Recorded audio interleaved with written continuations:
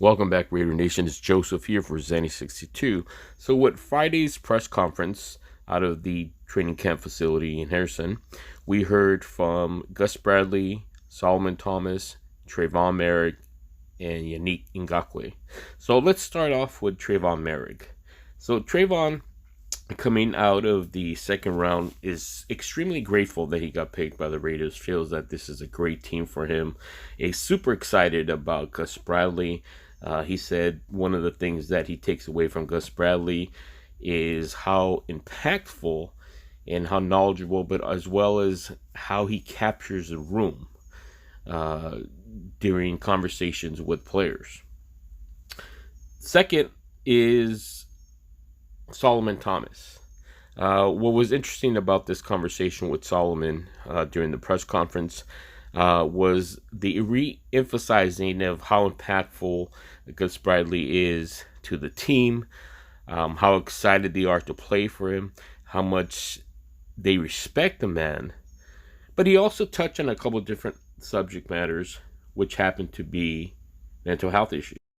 So 2 reasons why I'm bringing this up was how it really affects him to be in a good place mentally, and how that physically brings on a different persona in terms of how he performs and how he trains and overall his everyday life. So that's great to hear from Solomon. The other thing was his tip of the hat to Olympic gold athletes like Naomi Osaka and Simone Biles, who's been vocal about it when the spotlight's on them. He feels that this is important, that this gets out there, and it took tremendous strength to come out and talk about these issues, which I also agree.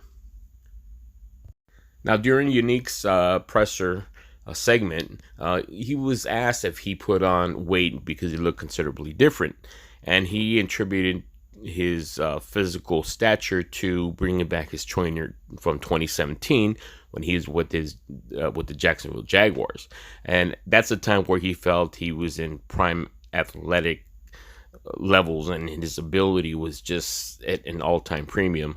And so that's something that he wanted to reinstitute within himself.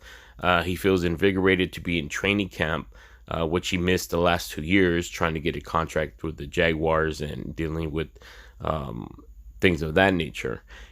He also reemphasized how positive and how energetic that Gus Bradley room is when he talks, when he institutes some of his belief systems, and he feels really empowered by what's going on in the Raider defense, which is great news for us Raider fans.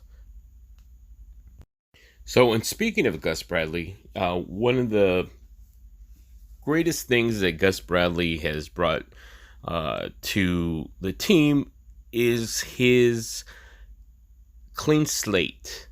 He talked about players that we haven't heard positive things from in quite a while. And some of the 2 particular people, or players I should say, that stuck out in terms of him talking about how he was impressed by their work ethic and what they've been doing lately is Amik Robertson and Nevin Lawson. And that's the big one, because Nevin Lawson in particular, in my opinion, based upon what we've seen and heard the last couple of years, is this guy was kind of an afterthought. And so for Gus to kind of bring this positive energy, a clean slate, working with players that maybe have maybe not been looked at or considered, dispensable or disposable, is the conversation that he's having with these players and how he really feels that they can bring something to the team. The other thing that he emphasized, which seems to really resonate with the players, he talks about trust. He talks about communication.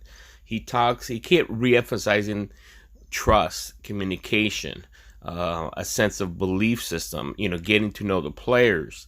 And this guy is full of positive energy. It's just coming out of his pores. And it seems like this is something we really needed with the Raiders, because it seemed every player wants to play hard and feels invigorated and wants to play for this man.